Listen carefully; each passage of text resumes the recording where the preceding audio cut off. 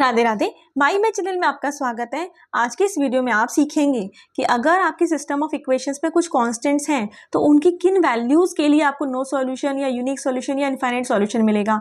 पिछले वीडियोस में मैंने आपको बताया था कि इन केसेस को कैसे सॉल्व करते हैं। अगर कोई सिस्टम ऑफ इक्वेशन दिया है तो कैसे हमें पता चलता है कि सॉल्यूशन एग्जिस्ट कर रहा है या नहीं कर रहा, और कर रहा है तो यूनिक है या इनफाइनाइट है। ठीक है, लेकिन उन सारे केसेस में हमने देखा कहीं कोई कांस्टेंट नहीं था। कांस्टेंट कैसे?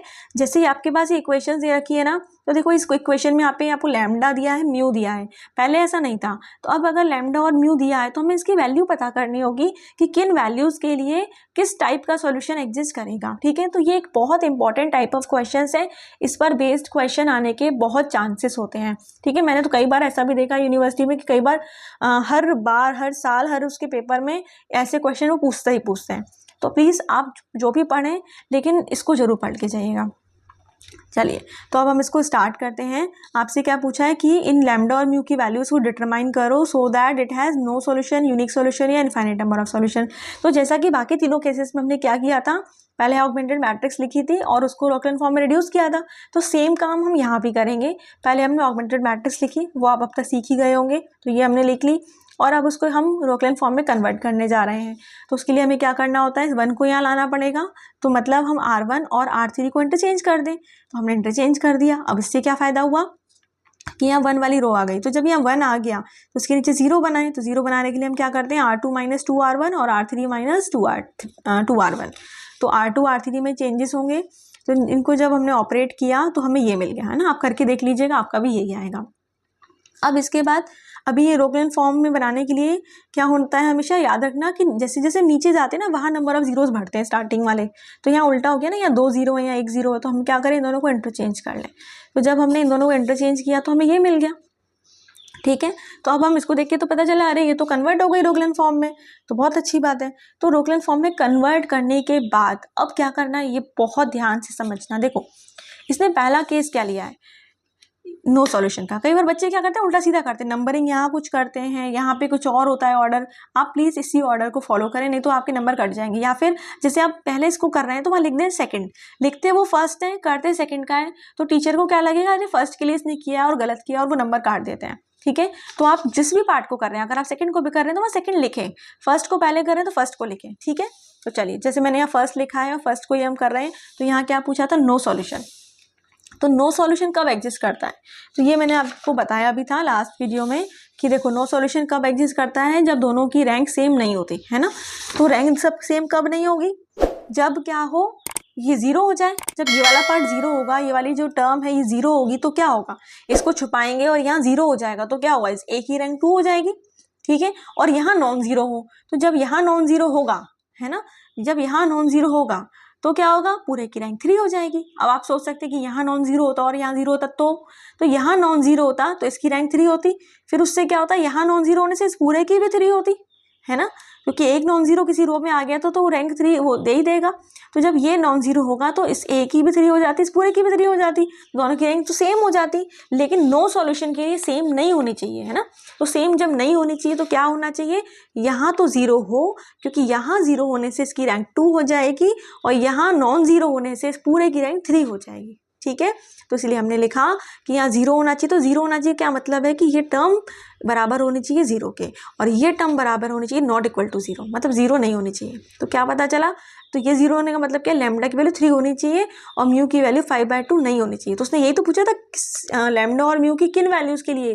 तो हम बता रहे हैं कि जब लैम्डा 3 हो और म्यू 5/2 ना हो, कुछ और कुछ भी हो, तो क्या होगा उस केस में, रैंक ऑफ ए तो 2 हो जाएगी, क्योंकि ये 0 हो गया तो 2 नॉन जीरो हो गई ए में, इसको छुपा दिया तो ए में रैंक 2 मिलेगी और ऑगमेंटेड मैट्रिक्स की जो रैंक है वो क्या मिलेगी, 3 मिलेगी। तो दोनों इक्वल नहीं है, तो उसका मतलब नो सॉल्यूशन। ठीक है, आया समझ में, इस तरीके से करेंगे। फिर सेकंड क्या था हमारा, यूनिक सॉल्यूशन। तो यूनिक सॉल्यूशन के लिए हमने क्या देखा था, कब मिलता है हमको यूनिक सॉल्यूशन। यूनिक सॉल्यूशन जब मिलता है, पहले तो इन दोनों की रैंक सेम होनी चाहिए। अब सेम भी कितनी, 2 3 1, मान लो 3 अगर अननोन है तो कितनी, तो इसने कहा था कि सेम तो हो पर उतनी हो जितनी की n की वैल्यू है ना, उतनी हो जितनी n की वैल्यू, मतलब खुद बराबर हो और n के बराबर होनी चाहिए, बराबर भी हो और n के बराबर हो। और n कितना है हमारा, 3 है, 3 वेरिएबल्स हैं हमारे। तो अब देखिए 3 कैसे मिलेगी हमको रैंक, अगर ये नॉन जीरो होगी वैल्यू, जैसे मैंने अभी बताया अभी, जब ये नॉन जीरो होगी तो क्या होगा, इस ए की रैंक तो 3 हो ही जाएगी, और इसके नॉन जीरो होने से पूरे की रैंक भी 3 हो जाएगी। तो बढ़िया, तो हमने क्या लिखा, अच्छा एक और बात, ये नॉन जीरो होगी तो इसके होने से पूरे की भी रैंक 3 हो गई, लेकिन अब ये भी तो पूछा है ना उसने, म्यू की वैल्यू भी तो देखनी है ना, तो म्यू की वैल्यू यहाँ पे मतलब ये पूरा जीरो हो तब भी रैंक 3 है, अगर ये नॉन जीरो है तो ये जीरो है तब भी रैंक 3 है, ये नॉन जीरो तब भी रैंक 3 है, तो इसका तो कोई फर्क ही नहीं पड़ रहा ना, तो सिर्फ ये जीरो होना चाहिए, mu can have any value. तो इसलिए देखो मैंने वही लिखा है यहाँ पे कि ये टर्म नॉन जीरो होनी चाहिए and mu can have any value. ठीक, तो क्या मिला, लैम्डा क्या होना चाहिए, नॉट इक्वल टू 3 होना चाहिए बस, म्यू चाहे कुछ भी हो, या ऐसे भी लिखते हैं कई बार कि म्यू कैन बी आर्बिट्रेरी। ठीक है, तो दोनों की रैंक सेम हो जाएगी। अब दोनों की रैंक सेम हो गई तो कितनी हो गई, 3 हो गई, इसके नॉन जीरो होने से 3 हो गई, और 3 ही हमारे अननोन्स है। तो जब ऐसा होता है तो क्या मिलता है, यूनिक सॉल्यूशन। ठीक है, तो आपने देखा जब दोनों की रैंक सेम होती है, n के बराबर होती है, तो क्या मिलता है, यूनिक सॉल्यूशन। ठीक, इस तरह से हो गया। अब एक और लास्ट पार्ट बचा इनफाइनाइट सॉल्यूशन का। तो इनफाइनाइट सॉल्यूशन में हमने क्या सीखा है, इनफाइनाइट सॉल्यूशन के लिए कि दोनों की रैंक सेम तो हो बट n से छोटी हो। n कितना है, 3 था, तो n से छोटा क्या होगा, या तो 2 या तो 1, है ना।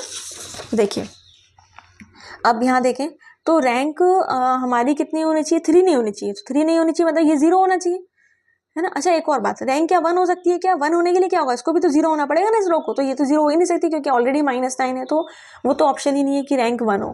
तो क्या मतलब है, अगर ये 0 हो जाए और ये भी 0 हो जाए तो क्या होगा, जब ये 0 हो गया तो इसको छुपा लें, तो ये 0 होने से क्या होगा, इसकी रैंक 2 हो गई, और ये 0 है साथ में ये भी 0 है, तो पूरे की रैंक भी कितनी हो गई, 2 हो गई।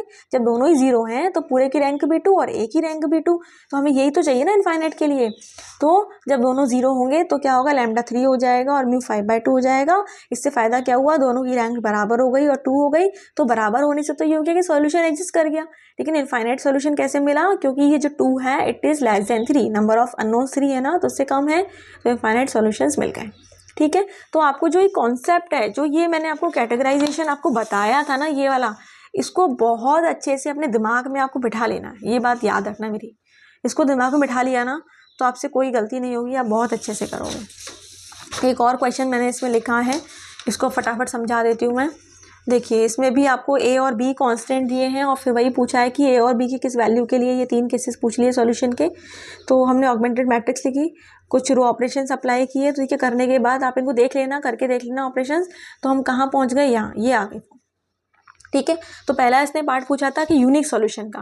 तो यूनिक सॉल्यूशन की हम बात करें तो जैसे लास्ट में मैंने बताया, तो यूनिक में हम क्या देखते हैं कि ये नॉन जीरो कर दो बस, क्योंकि इसके नॉन जीरो होने से इसकी रैंक भी 3 और इस पूरे की रैंक भी 3। तो याद रखो यूनिक में यूनिक मतलब एक, तो एक मतलब सिर्फ एक किसी को हमें नॉन जीरो करना है, बस दैट्स इट। ठीक है, तो क्या होगा, अब यहाँ पे ये नॉन जीरो होना चाहिए, तो जब ये नॉन जीरो होगा तो ए की वैल्यू क्या हो जाएगी, ये नॉन जीरो मतलब ए की वैल्यू आ जाएगी नॉट इक्वल टू -3। ठीक है, और पी की वैल्यू तो कुछ भी हो सकती है। ठीक है, तो अब इससे क्या हुआ, दोनों की रैंक सेम हो गई, नंबर ऑफ वेरिएबल्स भी 3 था तो उसके भी बराबर हो गई, तो यूनिक सॉल्यूशन आ गया। ठीक है, तो सेकंड पूछा था नो सॉल्यूशन। तो नो सॉल्यूशन मैंने आपको बताया कि नो सॉल्यूशन कब होता है, जब यहाँ तो 0 हो और यहाँ नॉन जीरो हो। तो यहाँ 0 होने से इसकी रैंक 2 हो जाएगी, और इसकी तो कब होगा, जब ए की वैल्यू क्या हो जाएगी, -3, ये 0 के बराबर होगा, और ये क्या होगा, नॉन जीरो। तो देखो जब ये 0 के बराबर हुआ, -6 -2 हुए, तो ए हो गया -3 और यहाँ हो गया बी नॉट इक्वल टू 1/3। तो इससे क्या हुआ, रैंक ऑफ ऑगमेंटेड मैट्रिक्स की 3 मिली और ए की 2 मिली।